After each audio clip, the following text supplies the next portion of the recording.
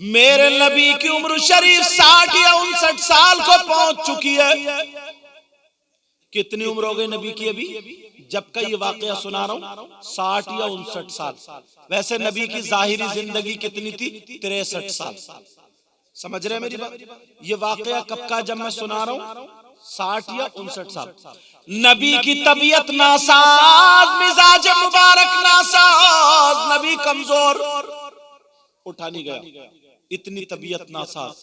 वहीं पे नमाजें अदा कर रहे हैं। एक दिन हो गया, 2 दिन हो गए, तीसरे दिन मेरे नबी ने हजरत बिलाल को बुलाया। और एक रिवायत में हजरत सलमान का भी जिक्र आता है, मगर मैं बिलाल वाली बोल रहा हूं, वो समझना, ठीक है?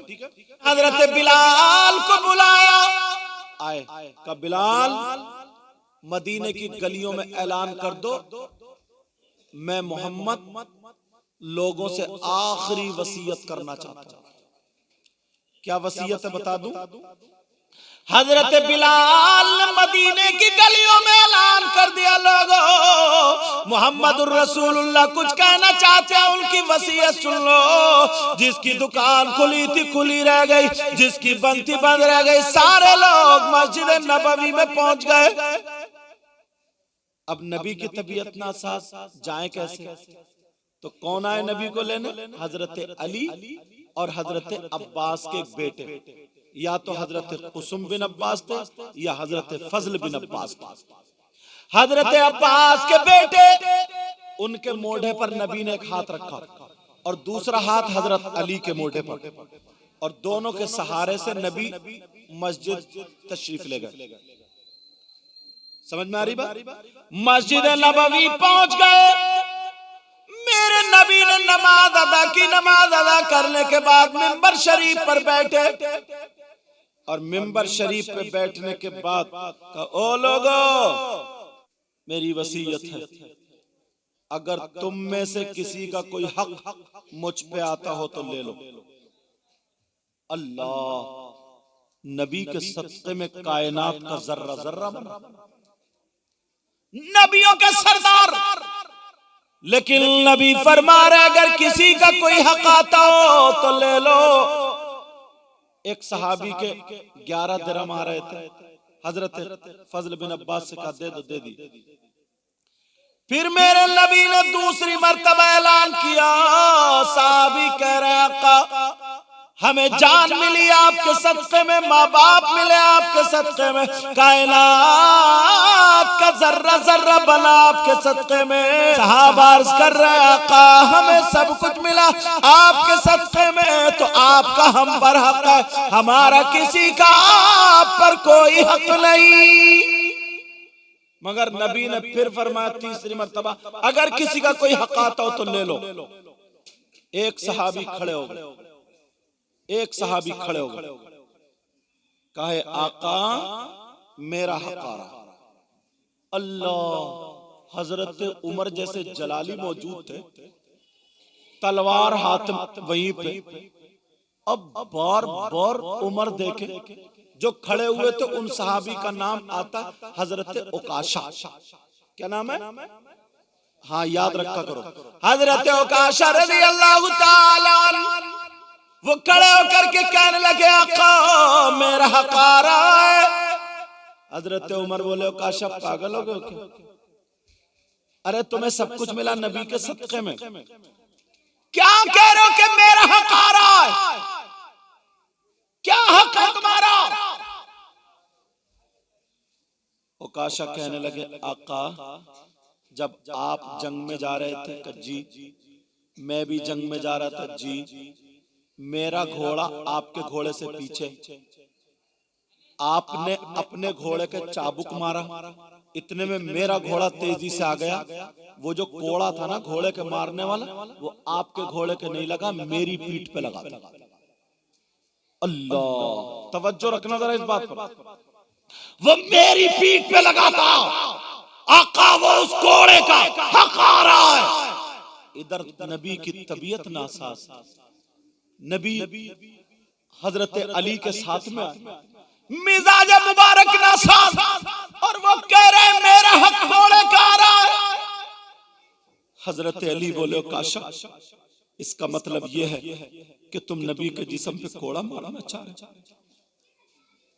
सहाबा कह रहे हो काशा भी तुम्हारा मामला ये तो अगर नबी वुजू बनाए तो काशा पानी के लिए तैयार है, नबी थूक दे अपना दामन फैला ले, हाथ फैला दे, और आज कह रहे मेरा कोड़ा मारने का आ रहा है।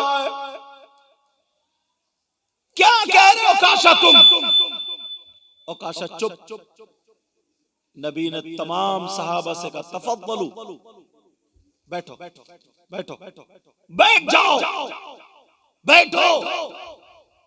अब नबी के सामने कौन बोल सकता? तमाम सहाबा बैठ गए, तमाम सहाबा बैठे, सारे सहाबा, मगर आंखें तो आंसू तो आ गए, छलक। नबी की तबीयत नासाज। मेरे नबी बोले बिलाल, ओ बिलाल कोड़ा दे दो। ओकाशा के हाथ में मेरे जिस्म पे ओकाशा कोड़ा मारा। अल्लाह, नबी की तबीयत नासाज, तुम्हारी माँ ने तुम्हें जन्म दिया, तुम्हारे बाप ने तुम्हें पाला। नौजवानों जरा ईमानदारी से बताओ, आज अगर तुम माँ को रुलाओगे, बाप को रुलाओगे, क्या तुम कामयाब हो सकते हो? आज तुम अपने बड़े भाई का कहना नहीं मानोगे, कामयाब हो सकते हो? मेरे नबी की जरा जिंदगी देखो। अली की आंखों में आंसू।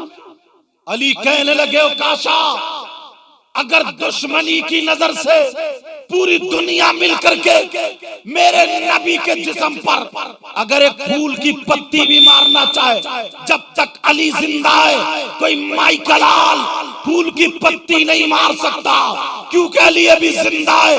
हजरत उमर तलवार लेके खड़े हो गए, कहने लगे काशा आज अगर नबी नहीं होते और आप अगर ये जुमला बोल देते तो उमर की तलवार होती, तुम्हारी गर्दन होती। हजरत अबू बकर सिद्दीक खड़े हुए, कहने लगे काशा जरा सोचो, तुम्हें जान मिली तो नबी के सदके में तुम्हें क्या नहीं मिला? नबी के सदके में आज नबी के कोड़ा मारना चाहते हो। हजरत उस्मान रोते हुए खड़े हो गए, ओ काशा मान जाओ, नबी के जिस्म पर कोड़ा मत मारो।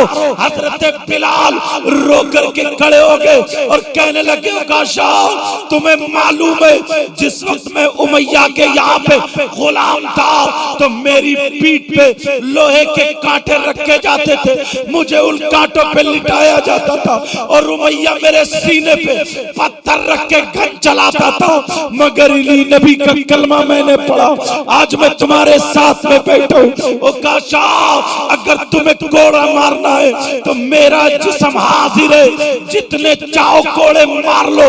बिलाल का रूंटा उखाड़ दो, बिलाल की खाल तोड़ दो, बिलाल की बोटी कर दो, बिलाल की हड्डियों का चूरा कर दो।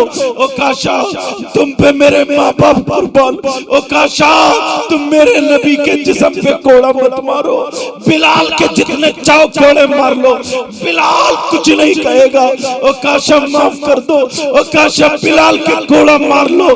जब बिलाल ने ये बयान किया सहाबा की आंखों में आंसू आ गए, सहाबा रो रो करके कहने लगे ओ काशा मान जाओ, बिलाल कह रहे ओ काशा तुम्हें पता है हमसे खाना नहीं आता, हमें नबी ने खाना सिखा दिया, हमें पहनना नहीं आता, हमें नबी ने पहनना सिखा दिया, हमें नबी ने क्या नहीं सिखाया।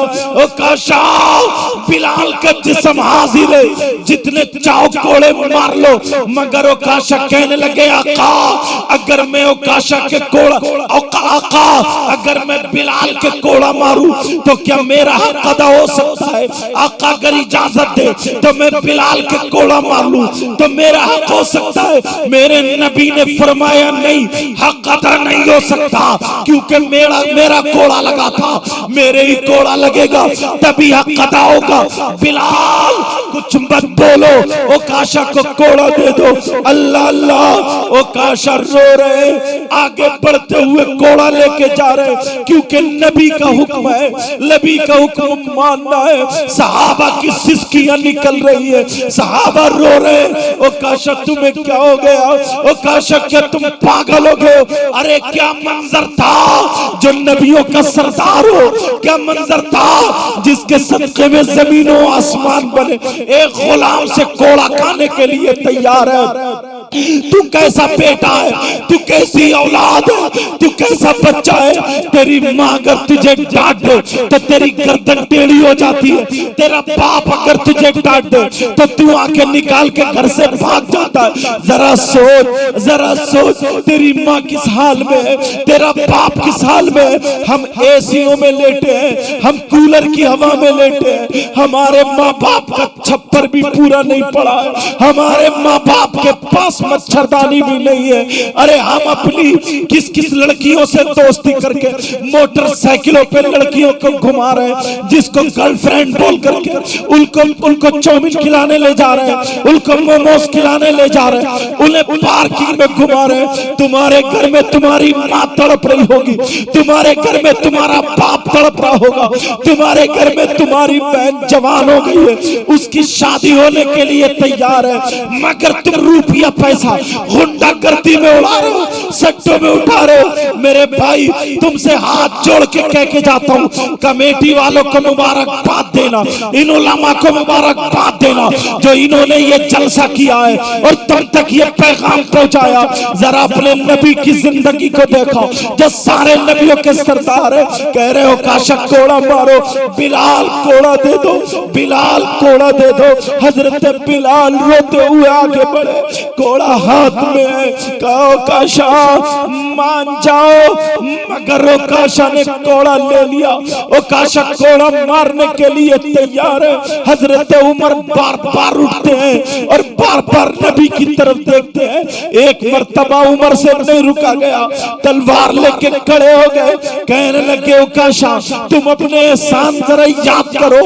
अरे तुम क्या थे, क्या हो गए, आज नबी के जिस्म पे कोड़ा मारना चाहते हो। अरे उमर को जानते नहीं हो, मगर नबी ने फरमाया तफद्दल बिल जुलूस या उमर, इजलिस या उमर हाउना, ए उमर यहाँ पे बैठ जाओ।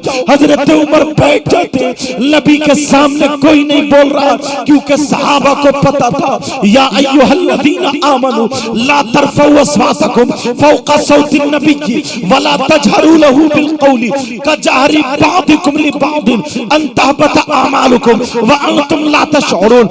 नबी की बारगाह में बुलंद आवाज नहीं करते, अगर बुलंद आवाज करे तो ये भी बेअदबी है, ये भी गुस्ताखी है, और अगर ऐसा कोई करेगा उसके अमाल खत्म हो जाएंगे, उसकी नेकियां खत्म हो जाएंगी, उसकी अच्छाइयां बर्बाद हो जाएंगी और उसे शऊर भी नहीं होगा। लेकिन सहाबा रो रहे और कह रहे, हजरत अली सांसें ले रहे, कह रहे मौला परवरदिगार, परवरदिगार क्या मंजर आ गया। कह रहे हो काशा अगर पूरी दुनिया एक तरफ होती और मेरे नबी मना नहीं करते, अली अगर एक तरफ होता तब भी अली पीछे नहीं हटता। नबी के जिस्म पे कोड़ा तो क्या, फूल की एक पत्ती भी दुश्मनी की नजर से अली आने नहीं देता। कहा ओ काशा के हाथ में कोड़ा दे दो, ओ काशा कोड़ा मारो। नबी कह रहे हो काशा कोड़ा मारो। नबी ने 3 दिन से ढंग से खाया नहीं है, नबी से खड़ा नहीं हुआ जा रहा, मगर गुलाम से कोड़ा खाने के लिए तैयार है। तू कहता है नबी का दामन नहीं छोड़ेंगे, ईमानदारी से अगर दामन नहीं छोड़ेगा, अपनी माँ का कहना कभी मत टालना, अपने बाप का कहना कभी मत टालना, कभी किसी को सताना मत, नमाजें मत छोड़ना, अच्छाइयों की तरफ कदम बढ़ा देना। तब तू कहे ना कहे, लेकिन तेरे हाथ में नबी का दामन होगा। तू कहे ना कहे, तू नबी का पक्का सच्चा गुलाम होगा। ओ काशा ने हाथ में कोड़ा लिया, कहने लगे, ओ काशा बोले आका मेरा एक हक और आ रहा है। क्या आ रहा है? कहा जिस वक्त आपका कोड़ा लगा था तो मेरे हाथ में बिलाल का, आपके हाथ में बिलाल का कोड़ा नहीं था, बल्कि आपका कोड़ा था। अगर मैं बिलाल के कोड़े से मार लूं तो क्या हक अदा हो सकता है? मेरे नबी ने फरमाया नहीं हो सकता। अल्लाह अल्लाह का नहीं हो सकता। अब हुक्म देते हैं बिलाल, जाओ मेरी बेटी खातून जन्नत के यहाँ चले जाओ, जाओ फातिमा के यहाँ चले जाओ, जाओ मेरा वाला कोड़ा ले आओ और ओकाशा के हाथ में दे दो ताकि ये ओकाशा मार ले। हजरत बिलाल रोते हुए जा रहे और कह रहे ओकाशा तुम्हें क्या हो गया? अभी तक तो तुम नबी का थूक अपने दामन में लेते थे, नबी का बचा हुआ पानी अपने दामन में लेते थे, नबी की राहों में अपनी आंखें बिछा दिया करते थे, लेकिन आज तुम नबी के जिस्म पे कोड़ा मारने के लिए तैयार। हजरत बिलाल रोते हुए जा रहे, खातून जन्नत की चौखट पे पहुंच गए और रोते हुए कह रहे खातून जन्नत अपने बाबा वाला कोड़ा दे दो। नबी ने कोड़ा मंगाया, हजरत बिलाल को रोते हुए खातून जन्नत ने देखा। फातिमा कहने लगी बिलाल क्यों रो रहे हो? बिलाल रोने की वजह क्या है? नौजवानों जरा सुन लो, आज के बाद माँ बाप का कहना मत डालना। कहा बिलाल रो क्यों रहे हो? नबी ने कोड़ा क्यों मंगाया है जरा बात बताओ।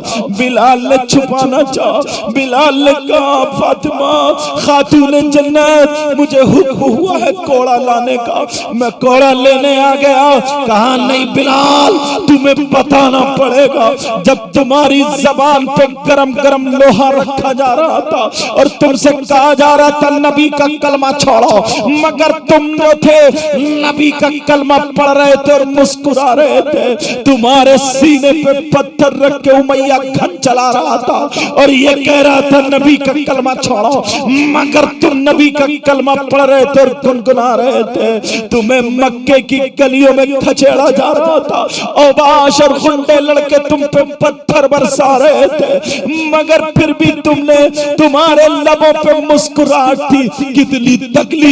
कितनी तकलीफें बिलाल, आज तुम रो क्यों रहे हो जरा बताओ, आज तुम्हारी आंखों में क्यों आंसू है बताओ बिलाल, बताना पड़ेगा। हजरत बिलाल रोते हुए चौखट पे गिर गए और कहने लगे खातून जन्नत नबी की 3 दिन से तबीयत नासाज है, वो तो आपको पता ही है। कहा मेरे नबी ने मिंबर शरीफ पे खड़े होकर ऐलान कर दिया अगर किसी का कोई हक आता हो तो ले लो। एक सहाबी खड़े हो गए हजरत ओकाशा, उन्होंने कहा मेरा हक कोड़ा मारने का आ रहा, इसलिए कोड़ा मंगाया। खातून जन्नत बेटी है, अरे दिल पिघल गया, बेटी की आंखों में आंसू आ गए। कहा मेरे अली वहां पे मौजूद नहीं है। कहा अली मौजूद है, अली खड़े हुए थे, मगर हालात ऐसे हो गए नबी के सामने कोई कुछ नहीं बोल सकता। अल्लाह अल्लाह मुझे दे दो। वो नबी ने कोड़ा मंगाया। सैयदा फातिमा कहती है ऐनल हसन वल हुसैन तालै इलैया, हसन और हुसैन कहाँ है? दोनों बच्चे मेरे पास आ जाओ। हुसैन दौड़ते हुए आए, हसन दौड़ते हुए आए, अपनी माँ के आंसू पूछे माँ क्या बात है? माँ ने दोनों बच्चों को प्यार का बेटा हुसैन जाओ, आज नबी के कोड़ा लगेगा, आज मेरे बाबा के कोड़ा लगेगा, आज बाबा की तबीयत नासाज है। नौजवानों जरा सोचो, नबी एक गुलाम से कोड़ा खाने के लिए तैयार है। तुमने कभी अपने बाप की सुनी, कभी अपनी माँ की सुनी, कभी अपने बड़े भाई की सुनी? तुमसे हाथ जोड़ के मैं कह करके जाता हूँ, अगर जल से किया करो तो ये नसीहतें लेकर के जाया करो। मुबारकबाद पेश करते हैं कमेटी वालों को, इन हजरत लोगों को जिन्होंने इसमें बढ़ चढ़ के मेहनतें की हैं। अल्लाह अल्लाह। सैयदा फातिमा कहती है बेटा हुसैन समझाओ, ओकाशा कोड़ा मारने के लिए तुम्हारे नाना के तैयार है। जाओ हुसैन तुम आगे से लग जाना, हसन तुम पीछे से लग जाना, बेटा मेरे बाबा के जिस्म पे कोड़ा ना लगे। जाओ तुम अपने जिस्म पे कोड़ा खा लेना, बेटा हुसैन जितने कोड़े खाना हो खा लेना। हुसैन ने अपनी माँ के आंसू पोंछे, कहा माँ अभी मत रो, भी आपका बेटा हुसैन जिंदा है, बाबा के कोड़ा लगने नहीं देगा। अरे छोटा सा बच्चा। अल्लाह अल्लाह। हजरत बिलाल से कहा बिलाल मेरे बच्चों को साथ में लेके चले जाओ। हजरत बिलाल ने कोड़ा बगल में रखा, हजरत इमाम हसन और हुसैन को हाथ में पकड़ा और चलते चले जा रहे। ओ लोगों तुम कुछ बंगाल से आए हो, कुछ बिहार से दिल्ली कमाने के लिए आते हो, अपनी मस्ती में रहते हो, या यहाँ पर तुम्हारे माँ बाप भी आ जाते हैं, तुम्हें पता है तुम्हारी माँ किस हाल में, तुम्हारे बाप किस हाल में। मेरे भाई नाजायज खर्च मत करना, फालतू मत उठाना, किसी लड़की वगैरह के चक्कर में आके बर्बाद मत हो जाना। तेरी माँ तेरे घर में इंतजार कर रही है, तेरा बाप तेरे घर में इंतजार कर रहा है। मेरा बेटा, मेरा भाई, मेरा फुला रिश्तेदार आएगा तो घर बनेगा। तुमसे हाथ जोड़ के कह के जाता हूँ, कुछ लड़कियां इस मंजिल पे आ गई है, दूसरे लड़कों को अपने चक्कर में फंसा के उनके नोट खाती है। मुझसे ज्यादा तुम जानते हो, मगर प्यारो तुम अपनी माँ का ख्याल करना, बाप का ख्याल करना।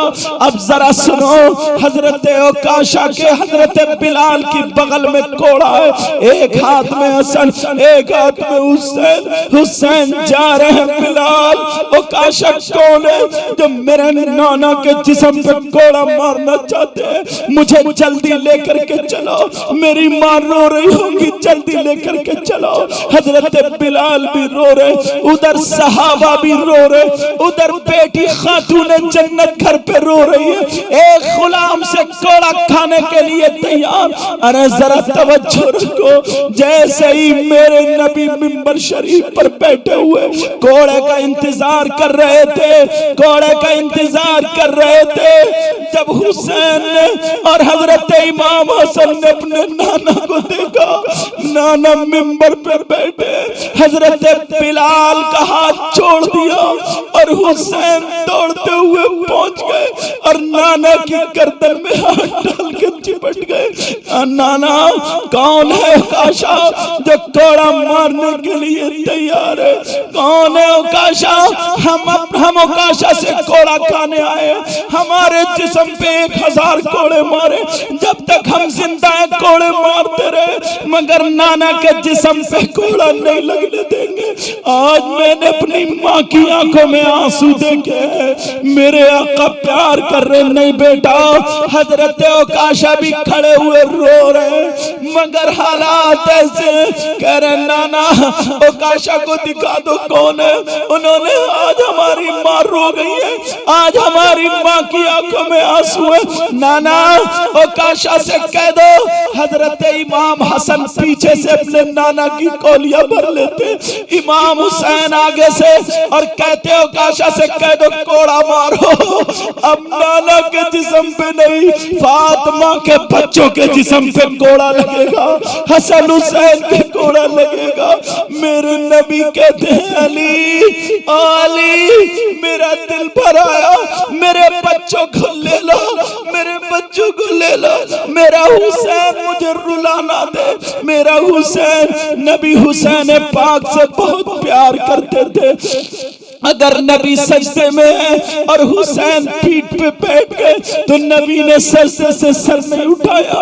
एक मर्तबा जुमे के दिन खुतबा पढ़ रहे थे, हुसैन आए, गिर गए, नबी ने जुमे का खुतबा रोक दिया, जाके हुसैन को उठा लिया।